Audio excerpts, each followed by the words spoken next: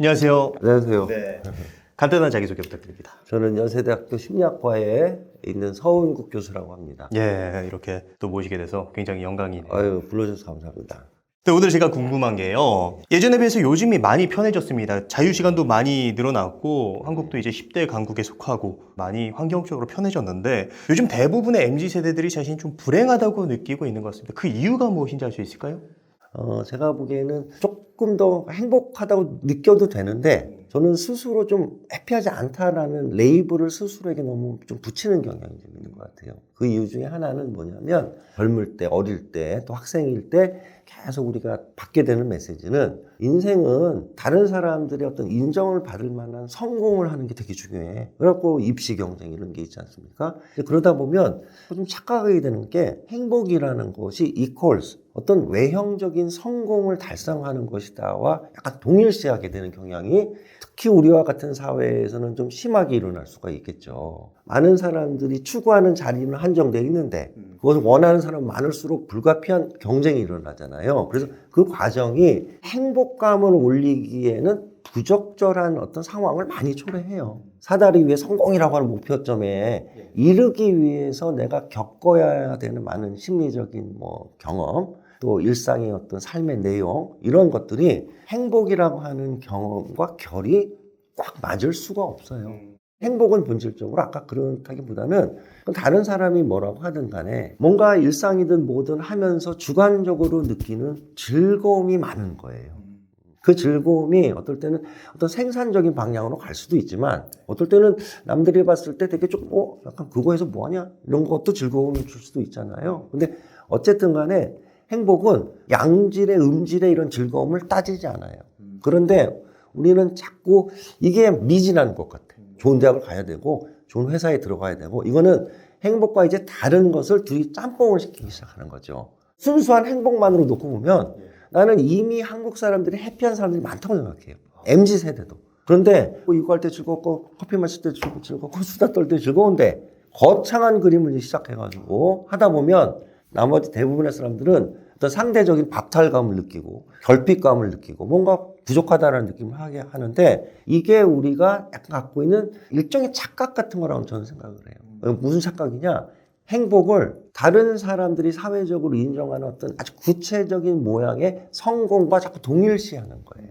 행복하든지 성공하든지 선택해라 이런 얘기는 아니지만 성공을 뭘 하고 큰 차를 타고 다니고 좋은 직장에 가면 뭔가 행복 쿠폰이 그대로 자동적으로 나온다라는 전제는 너무 단순한 전제고 또 그런 성공을 통해서 우리가 성취하는 즐거움 같은 것들이 야속할 정도로 금방 없어지거든. 좋은 일이든 슬픈 일이든 생각보다 빨리 소멸이 돼요. 한 컷 사진을 위해서 내가 모든 현재의 시간과 인생을 희생을 한다라는 어떤 접근법은 행복이라고 하는 어떤 경험과 생리상 좀 안 맞는다고 생각하는데 이게 우리 잘못이라기보다는 우리는 약간 이런 유교적인 전통 같은 것 이런 것에 입각해서 다른 사람의 이목에 굉장히 관심을 많이 갖는 이런 문화적인 특성이 있어요. 타인의 인정을 받기 위해서 사는 사회 이런 특성이 너무 과해지면 이건 행복감을 느끼기 굉장히 어려워요. 우리는 약간 서구권, 유럽이나 미국, 호주 이런 국가들 행복감이 좀 높은데 아마추어식의 해석은 잘 살아서 그런 거야 라고 생각하지만 통계적으로 좀 더 세밀하게 분석하면 그들의 GNP를 다 통계적으로 없애버려도 여전히 높아요. 그 얘기는 뭐냐면 돈 자체가 아니라 문화에서 만들고 있는 또 공유하는 또 문화적인 가치라든지 이런 것이 거기에 기여하는 거거든요. 가장 대표적인 게 개인주의적인 철학이에요. 개인주의는 이기주의랑 완전히 달라. 각각 사람이 다 달라. 다 다른데 과도하게 하나의 규율, 하나의 방향으로 모든 사람을 몰아가지고 가려고 하지 않는 것. 각자 사람이 가는 방향을 인정해. 그게 어떤 길은 옳고 어떤 길은 틀리고. 그거를 자꾸 지적을 해서 몰아가는 게 집단주의인데 사실 한국, 일본 같은 사회가 세계에서 가장 집단주의적인 사회예요. 집단주의도 강점이 있어요. 뭐냐면 또 위기에 처하면 대처를 빨리 해. 그런데 약점은 그런 과정에서 군기가 계속 잡혀 있어야 되고 위아래 어떤 서열이 명확해야 되고 거기서 상당 부분 많은 개인들은 자유감을 느끼기 좀 어려워요. 근데 행복에 있어서는 아주 중요한 게 이런 자유도거든요. 내 인생의 주인공은 나다. 당연한 문장인데 다른 사람이 뭐라고 하나, 내 이 말을 하면 칭찬을 해주나, 어떤 댓글을 올리나. 이거는 내가 내 삶의 주인이 아니에요. 저는 이제 미국에서 교수 생활을 좀 하다가 왔었는데 지금 이런 맥락에서 아직도 잊혀지지 않는 한 학생과의 어떤 대화가 기억나요. 이런 맥락에서 무슨 소리냐면 이 친구가 여학생이었는데 이게 어떻게 보면 완전 펑크족이었어요. 뭐 머리를 막 보라색에다가 무슨 뭐 다 가죽에다가 피어싱을 한 20군데 하고 다니는 친구. 이제 학교 밖에 어떤 기관에 실습을 갔다 오는 이런 수업이 있었어요. 자기 이번 주에 한국에 갔는데 남학생들이 와가지고 그러더라는 거야. 누나는 왜 이렇게 남자같이 옷을 입고 다녀요? 그러더라는 거예요. 그렇고 좀 당황했겠는데 속으로 내가 그러면서 그래 너 그걸 뭐라고 대답했냐? 그때 그 여학생이 딱 했던 말이 내가 남자처럼 입고 다니는 게 아니라 남자애들이 나를 따라해서 입고 다니는 거야. 이게 멘탈 갑이에요. 그냥 난 가. 그런 면이, 그런 맛이 우리에게도 좀 필요하다고 생각해요. 특히 이제 SNS 같은 것이 너무 이제 발달된 사회에서는 자기는 일종의 되게 불안한 무대에 서 있는 것 같은 인생을 살고 있잖아요. 이런 것을 좀 줄이는 것이 갑자기 그러면 행복해진다는 아니지만 저는 이제 MZ세대 또 한국인의 행복이 있을 때 제일 생각나는 이제 큰 포인트 중에 하나가 이제 약간 이런 겁니다. 다른 문화권, 행복감이 높은 문화권에 비해서 타인의 어떤 평가에 너무 과민해요. 뭐 자기 걸 추구하는 것 같지만 사실은 잘 보면 요거 하면은 박수 쳐주는 것들을 추구하는 게 많은 것 같아요.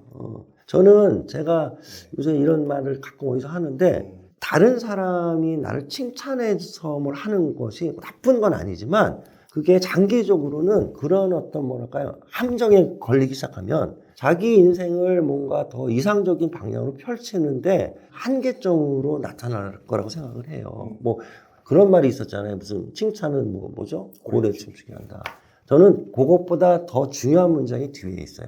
칭찬으로 춤추는 고래는 한 번밖에 춤을 안 춰요. 그래서 다음 날은 칭찬을 안 해주면 나는 안 해. 그리고 매일 칭찬을 해주는 사람 쫓아다니다가 나는 뭘 이뤘느냐? 아무것도 안 이뤘어. 오래 춤추기 위해서는 자기 즐거움 때문에 춤을 춰야 돼요. 그러기 위해서는 내가 찾아야 되거든.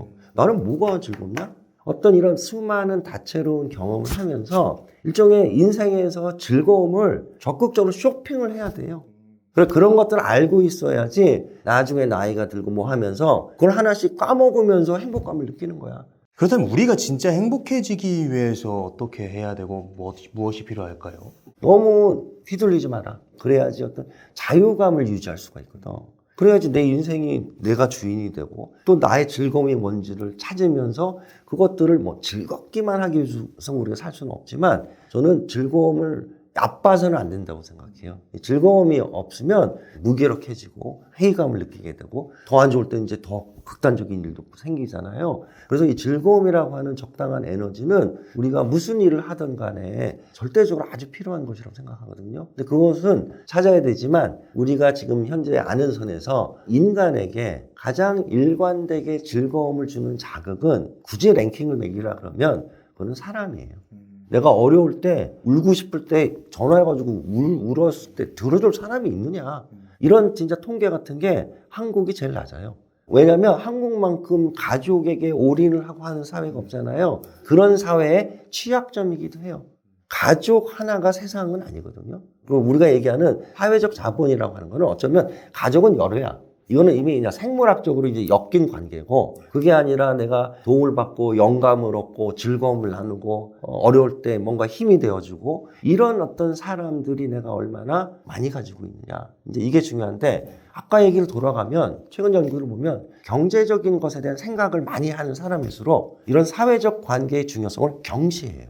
둘을 놓고 저울질을 하는 거야. 돈 가질래 사람 가질래 그러면 외로운 사람일수록 돈이 더 나한테 즐거움을 줄 수 있다고 생각을 해요. 개인의 선택이지만 행복 관점에서 보면 장기적으로 사실은 함정에 빠지는 거예요. 어떻게 보면 잘 사는 게 성공을 추구하는 거고 그것을 행복해지는 길이라고 생각을 했는데 그게 아니라고 말씀해 주셨잖아요. 그렇다면 우리가 행복을 추구하는 게 맞는 걸까요?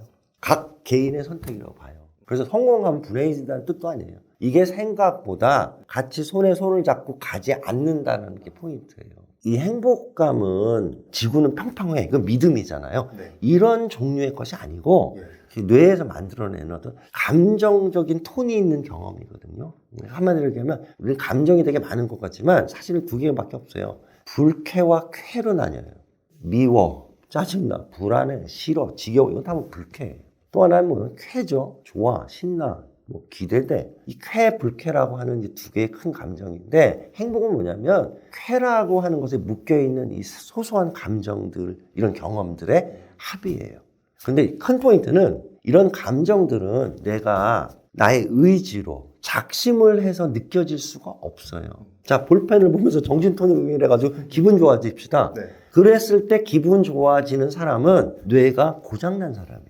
좋아지는 일, 내가 생각하지도 않은 친구가 갑자기 카톡을 해가지고 밥 먹자. 당연히 켜지지. 이렇게 내의 의지가 아니라 어떤 사건 상황에서 켜지고 안 켜지고 한단 말이에요. 네. 그렇기 때문에 마음먹기에 따라서 행복해진다. 이거는 사실 과학적인 근거로 봤을 때는 너무 좀 약한 지금 얘기예요.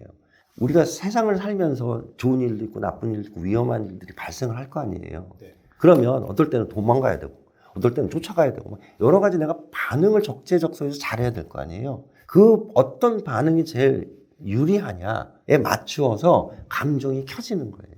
뱀같이 생긴 애가 있으면 피신을 해야 되는데 피신시키기 위해서는 어떤 감정이 켜져야 될까요? 반가움? 죽죠? 네. 뇌는 언제나 불행하게 만드는 준비가 돼 있어요. 왜냐하면 진화적으로 우리는 행복해지려고 존재하는 생명체는 없고 생존하기 위해서 필요한 것들을 얻고 어떨 때는 얻기 위해서 경쟁도 필요하고 그렇잖아요. 그거를 최대한 어떤 효율적으로 할 수 있는 전략들을 세우기 위해서 만들어진 뇌거든. 그래서 그런 것들이 내가 뇌랑 상의를 해가지고 정하는 게 아니라 계속 돌아가.